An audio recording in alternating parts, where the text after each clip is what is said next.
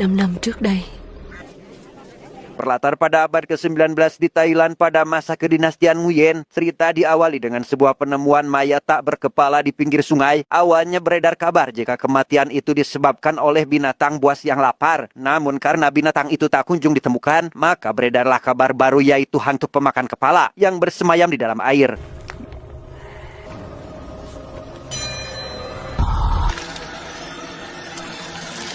Sampai saat ini sudah 8 orang tewas akibat roh atau hantu tersebut, di mana mayat mereka tidak dikuburkan dalam satu lingkungan yang sama dengan mayat yang mati secara normal, melainkan dikuburkan di tempat yang amat jauh di tengah hutan. Dia bernama Moon, saat ini sedang berlari ke pinggir sungai yang sudah dikerumuni oleh para warga, bukan karena penemuan songgok mayat, melainkan sebuah sandal yang hanya sebelah saja. Dan alasan kenapa Moon begitu tertarik dengan sandal tersebut adalah karena sandal itu milik keponakannya bernama Nga, yang dinyatakan hilang beberapa hari lalu. Tôi hy vọng Nga vẫn còn sống. Dengan meyakini jika Nga hilang dimakan hantu, tidak ada satupun penduduk yang berani mencarinya. Namun karena jasadnya masih belum muncul ke permukaan, Nyonya Moon masih beranggapan jika saat ini Nga masih hidup dan meminta bantuan seorang detektif untuk agar membantunya mencari di mana saat ini Nga berada. Singkat cerita, tibalah detektif yang dimaksud. Dia bernama Kien. Saat ini Kien pergi ke rumah kepala distrik atau hampir setara dengan camat untuk menemui Moon yang tengah bersitegang dengan para penjaga karena tidak diperbolehkannya masuk menemui bapak kepala.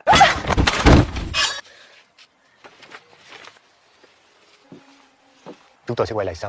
Dalam perjalanan menuju ke rumahnya, Moon bercerita jika ia sering mengunjungi rumah bapak kepala distrik untuk agar meminta bantuan mencari Nga. Namun bukannya membantu, ia malah mengatakan jika hilangnya Nga berkaitan dengan hantu, sehingga Pak Kepala tidak pernah sekalipun mengirimkan pasukan untuk melakukan pencarian. Bukan tanpa alasan, Moon tidak meyakini jika hilangnya Nga tidak berkaitan dengan hantu, karena jika memang ia hilang karena hantu, maka jasadnya pasti sudah ditemukan, bukan malah sandalnya saja.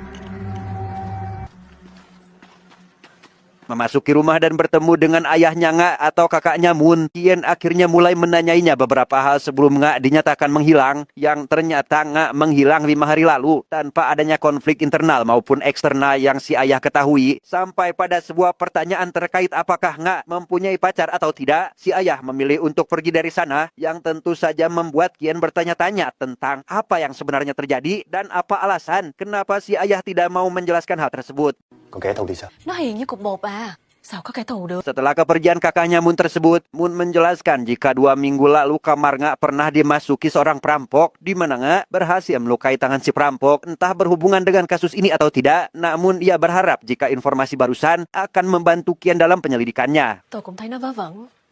Mà thôi kệ, nó vui là được. Tidak ada tanda-tanda jika Nga melarikan diri. Kien akhirnya pergi ke pinggir sungai untuk mengambil sandal Nga yang masih disimpan di tempat itu. Awalnya Moon akan mengantarkannya ke sungai. Namun karena Kien takut ada gosip dan fitnah, maka dia memutuskan untuk pergi sendiri saja. Dengan bantuan seorang bapak-bapak, Kien akhirnya mendapatkan sandal yang rupanya sudah disimpan di dalam saung keramat. Melihat biji buah santium menempel di sandalnya, Kien akhirnya bertanya pada si bapak terkait hantu air yang selama ini meneror desa tersebut. Vâng. Diceritakan jika hantu air adalah hantu yang bersemayam di dalam air, dimanapun air berada, maka di situ ada si hantu. Contohnya anak bapak kepala distrik yang saat ini akan mandi, yang baru saja membasuh rambutnya saja, tiba-tiba...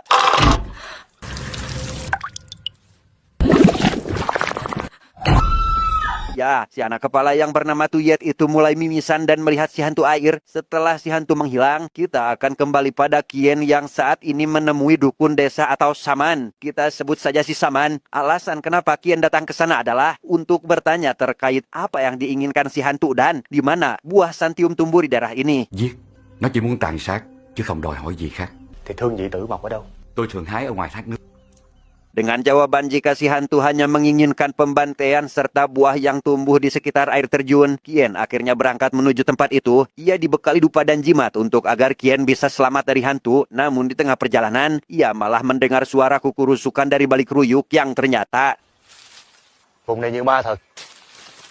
Ya, ternyata itu adalah Moon. Daripada harus berdebat tentang harus mengajaknya atau tidak, Kien akhirnya berangkat ke air terjun bersama Moon. Yang di sana mereka menemukan bercak darah di atas tanah. Sempat menganggap jika itu adalah darah Nga, Kien menegaskan bahwa mereka tidak boleh mengambil kesimpulan hanya dengan temuan mentah seperti ini. Lỡ Nga đang bị thương, mình phải tìm nó gấp. Cô bình tĩnh đi. Masih mengganjal tentang kemana perginya ibu Nga, Moon akhirnya menjelaskan jika saat Nga lahir, ibunya pergi dengan lelaki lain atau dalam artian selingkuhannya. Dan buntut dari kasus tersebut, keluarga Nga menjadi buah bibir. Semua orang menganggap Nga adalah mohon maaf, anak tidak halal. Selain tidak disukai penduduk, ia juga dibenci oleh ayahnya sendiri. Sehingga Nga harus tumbuh dalam kesedihan dengan Moon yang menjadi satu-satunya orang yang mencintai dan menyayangi Nga seperti anaknya sendiri. Cậu có biết tại sao dì thương con nhất không? Tại vì là mẹ của con. Pada suatu hari ketika Moon sudah memasuki masa pernikahan, ia terpaksa harus meninggalkan keponakannya bersama dengan ayahnya saja. Sudah pasti Nga akan tumbuh tanpa mendapat kasih sayang dari siapapun, di mana Nga akan selalu pergi ke perbatasan menunggu Moon, berharap dia segera pulang. Thời gian đâu có đợi ai. Nga càng lớn lên càng xinh đẹp. Singkat cerita, setelah Nga memasuki usia dewasa dan siap kawin, Moon akhirnya pulang setelah Kien memenjarakan suaminya, yaitu Bapak Gubernur, karena telah melakukan korupsi. Namun tidak lama sejak kejadian itu, Nga tiba-tiba saja menghilang entah kemana.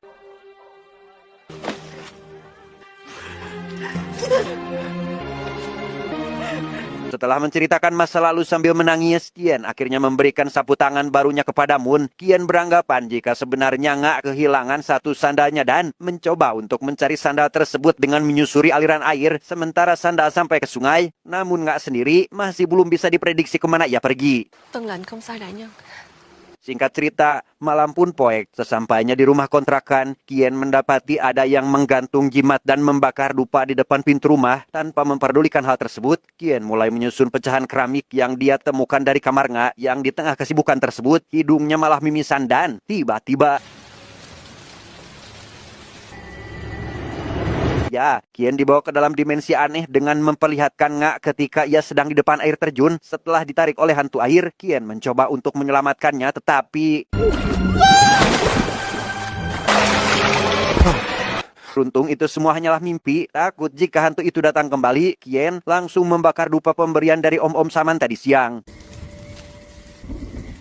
Esok harinya, Kien ditemani Moon pergi menemui ibu-ibu pedagang yang berjualan di depan kios milik keluarga Nga. Mereka menanyakan apakah pada hari hilangnya Nga ia bertingkah aneh. Setelah diingat-ingat, si ibu itu pun menjelaskan jika pada hari itu Nga bertengkar dengan Tuyet, anak bapak kepala distrik. Tak lama setelah Tuyet pergi, beberapa jam kemudian, Nga tiba-tiba saja menutup kiosnya dan pergi ke arah selatan.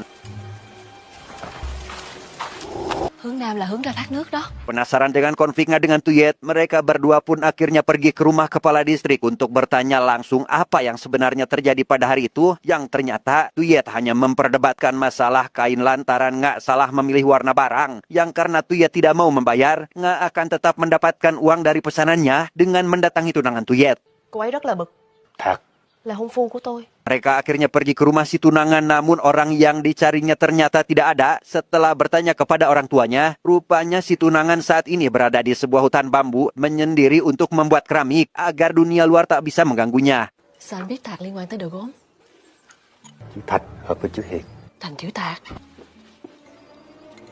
Sesampainya di hutan bambu, banyak sekali rumah terbengkalai yang sudah tidak ditempati siapapun. Tepat di salah satu rumah yang ukurannya lumayan besar, Kien meminta Moon agar menunggu di luar sedangkan dia sendiri akan masuk ke dalam rumah. Namun baru saja masuk, ia malah disuguhkan dengan pemandangan seperti ini.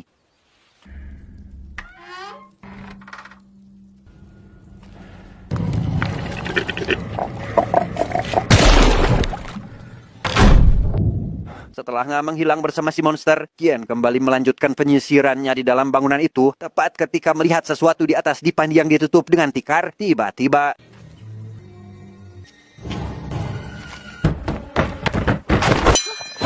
Rupanya orang yang mencurigakan itu adalah tunangan Tuyet. Dia bernama Tak. Setelah saling berkenalan, Tak pun memperlihatkan apa yang ada di atas dipan, yang ternyata itu adalah tanah liat. Selain memperlihatkan hal itu, Tak juga bercerita jika dia dan Nga sebenarnya memiliki hubungan asmara yang agak rumit. Bagaimana tidak, mereka berdua adalah orang-orang buangan dan sering bertemu di sebuah tempat peristirahatan mereka. Namun yang menjadi beda adalah Tak sudah dijodohkan dengan Tuyet ketika dia masih kecil. Mengetahui fakta tersebut, Nah tentu saja sangat marah dan sedih karena orang-orang pada akhirnya selalu meninggalkannya.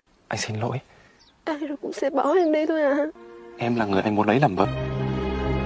Tempat dianggap jika cintanya pada Nga adalah kebohongan pun, Tak kembali bercerita jika ia pernah membatalkan pertunangannya dengan Tuyet. Bahkan kali ini alasan kenapa hutan ini begitu sepi pun, ternyata para pekerja di sana sengaja diarahkan untuk mencari Nga dan tidak boleh berhenti sampai Nga kembali ditemukan. Mối quan hệ của tôi và Nga đúng là mập mờ, nhưng tôi chưa bao giờ nghĩ nó là tạm bỡ. Dengan fakta barusan, Kien dan Moon akhirnya kembali ke rumah Tuyet untuk menanyainya beberapa hal. Di sana terjadi pertengkaran antara ibu Tuyet dengan Moon. Selain mereka berdua adalah wanita yang agak tua, mereka juga tidak mau kalah dengan perdebatan yang tidak mungkin berujung, sehingga Kien hanya mendapatkan beberapa petunjuk baru terkait Nga yang katanya sedang hamil. Tak mempunyai temperamen yang agak buruk dan besar kemungkinan Tak menghabisi Nga dalam pertengkarannya di air terjun. Có khi nào Nga đã thác để gặp Thạc không? Nếu lỡ hai người có xung đột thì...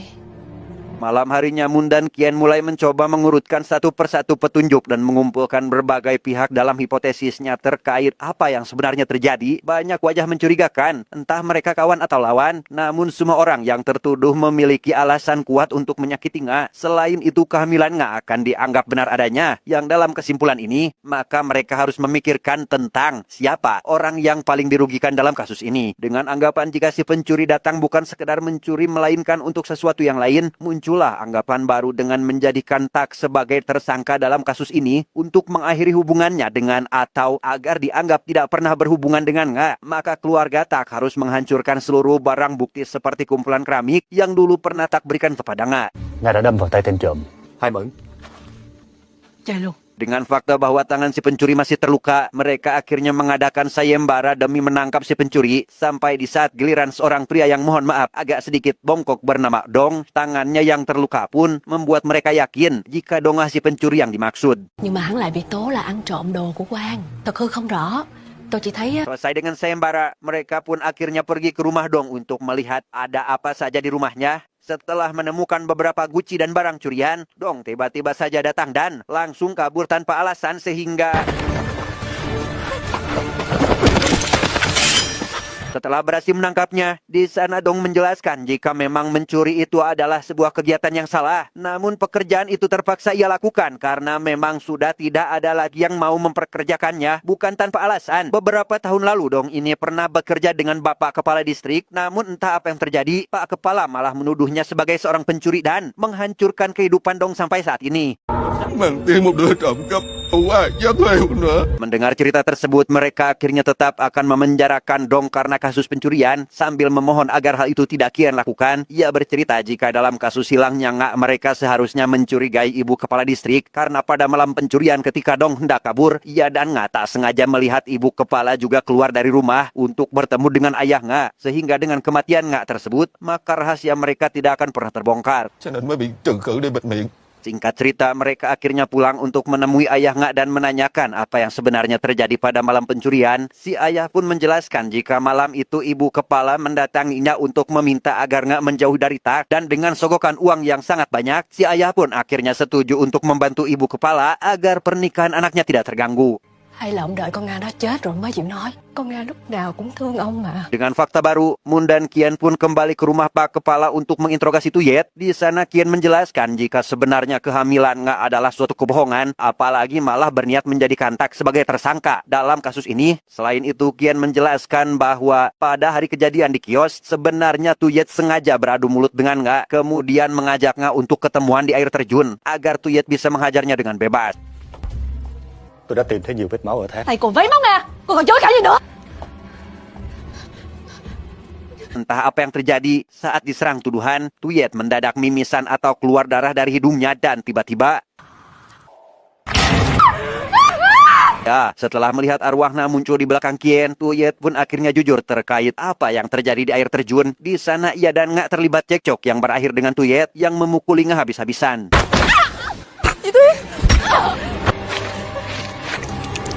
Meski benar Tuyet adalah pelaku penganiayaan, namun untuk sampai di tingkat pembunuhan, Tuyet tidak berani dan langsung pergi dari TKP. Dan untuk tubuh Nga sendiri yang hilang entah kemana, Tuyet tidak tahu dan menganggap jika pelakunya adalah hantu air. Đối với anh, Nga chỉ là một vụ ác, nhưng nó là con của tôi. Malam harinya setelah menangkap Tuyet, saat sedang makan malam, air mulai mengalir dan menggenangi lantai. Setelah dicari sumber air tersebut, ternyata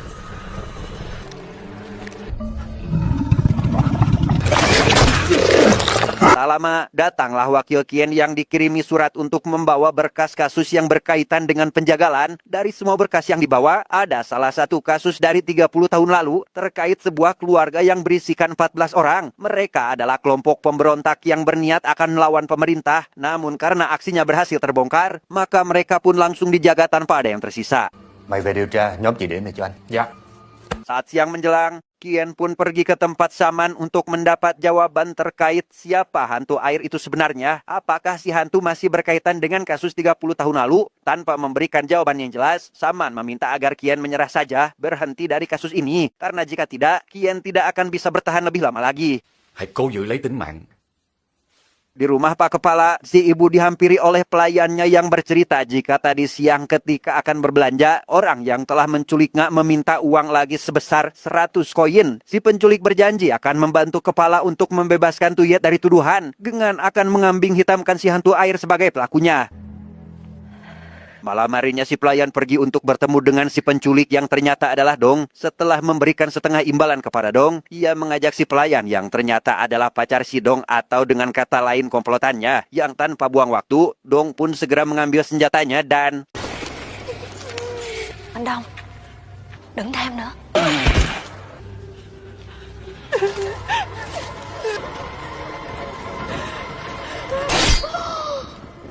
Entah apa yang sebenarnya terjadi, 1 minggu yang lalu pada hari Nga dinyatakan menghilang, rupanya dia bersama Tuyet pergi ke air terjun untuk ketemuan. Siapa sangka pertemuan mereka dilihat oleh si pelayan dan langsung melaporkan hal tersebut kepada Dong, yang kemudian langsung membawa Nga ke rumahnya. Mày là không bể sợ. Em nhìn Quảng Liêm đi, chỉ mà nó ngồi trên đầu thiên hạ đó.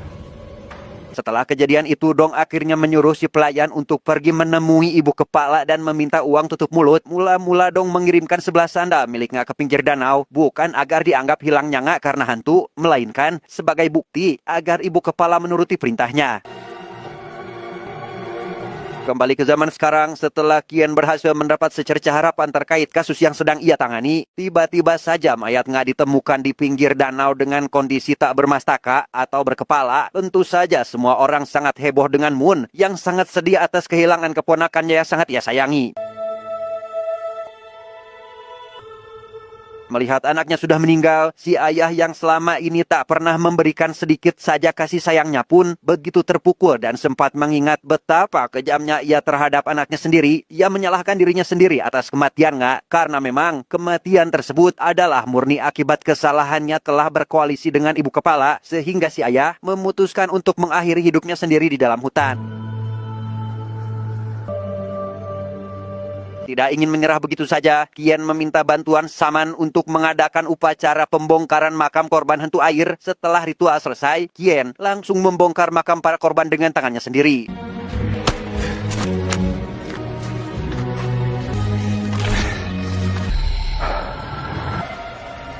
Selesai dengan pembongkaran makam, Kien kembali ke rumah Moon untuk melaporkan hasil temuannya. Di sana ia menjelaskan jika besar kemungkinan Nga tidak mati akibat hantu air, melainkan murni sebuah kasus pembunuhan, bukan tanpa alasan. Dilihat dari kulit yang masih halus dan irisan yang sangat rapi, tentu saja hantu air tidak akan melakukan hal seperti itu. Karena jika benar oleh hantu air, maka kulit Nga akan keriput karena kelamaan di dalam air dan lukanya akan acak adut seperti oleh binatang buas. Còn vết cắt trên xương cổ Nga thì khác, sắc lẹm, một phát lìa đầu. Di tengah pembahasan mereka, Kien meminta Mun untuk membawakan sandal milik Nga dan mencoba untuk mencocokkannya, yang karena ukurannya tidak pas, mereka akhirnya sadar jika ini bukanlah Nga melainkan orang lain. Melihat gelang yang terpasang di tangan si mayat, Mun akhirnya sadar jika pelaku dari semua ini adalah Dong, karena memang ketika sedang melakukan inspeksi ke rumah Dong, mereka menemukan kotak perhiasan milik Nga dan langsung menyimpulkan jika Donglah pelaku dari penculikan ini. Bởi vì hắn mới có trong tay cái vòng của Nga, hai mẫn xuất sắc.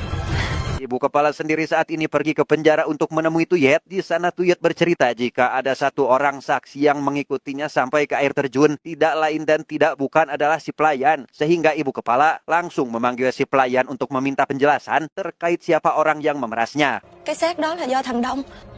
Còn con Nga thì sao? Nga vẫn còn sống. Pada akhirnya ibu kepala dan si pelayan pergi ke tempat di mana Dong berada untuk berdiskusi. Awalnya mereka berniat untuk menghabisi Dong di tempat itu dengan menggunakan racun. Namun karena Dong bukanlah orang bodoh yang akan tertipu 2 kali oleh ibu kepala distrik, ia pun nekat melakukan hal ini kepada pacarnya sendiri.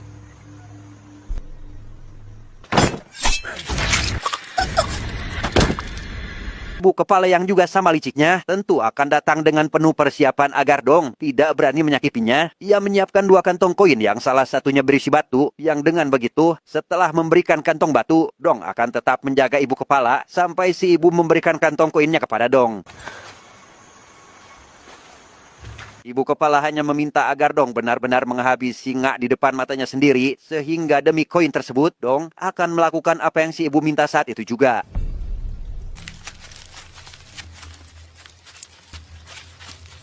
Siapa sangka rupanya Kien dan Mun sudah tiba di lokasi setelah tadi sempat mengikuti ibu kepala. Setelah sampai di tengah hutan sambil membawa Nga untuk dihabisi, Kien pun akhirnya muncul dan...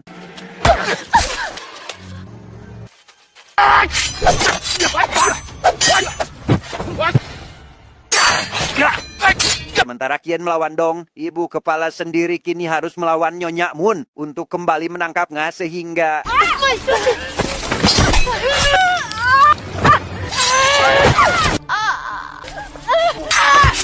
Pada akhirnya Mun berhasil mengalahkan ibu kepala dengan bantuan Nga, di mana Kien sendiri kini harus melawan Dong serta hantu air yang tiba-tiba saja menampakkan diri.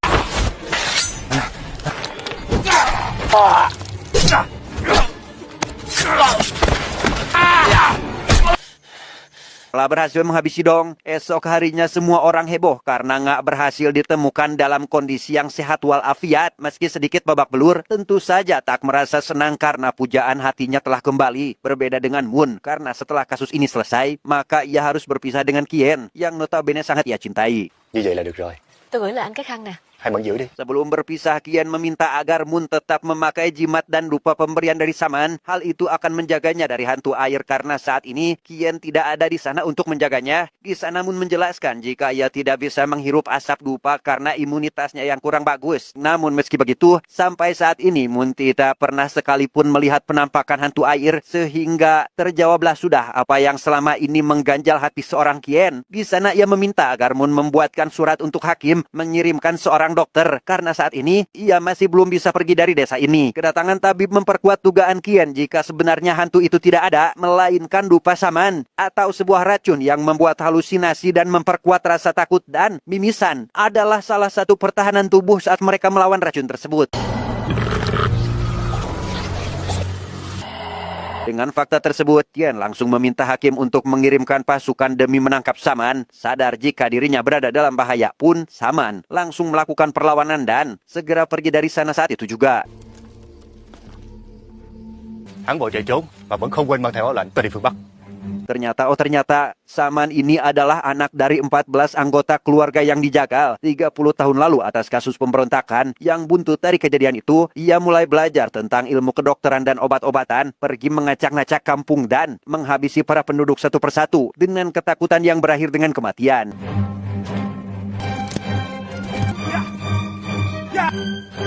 Dan inilah Saman Sang Dukun. Tamat, endingnya sangat membagongkan.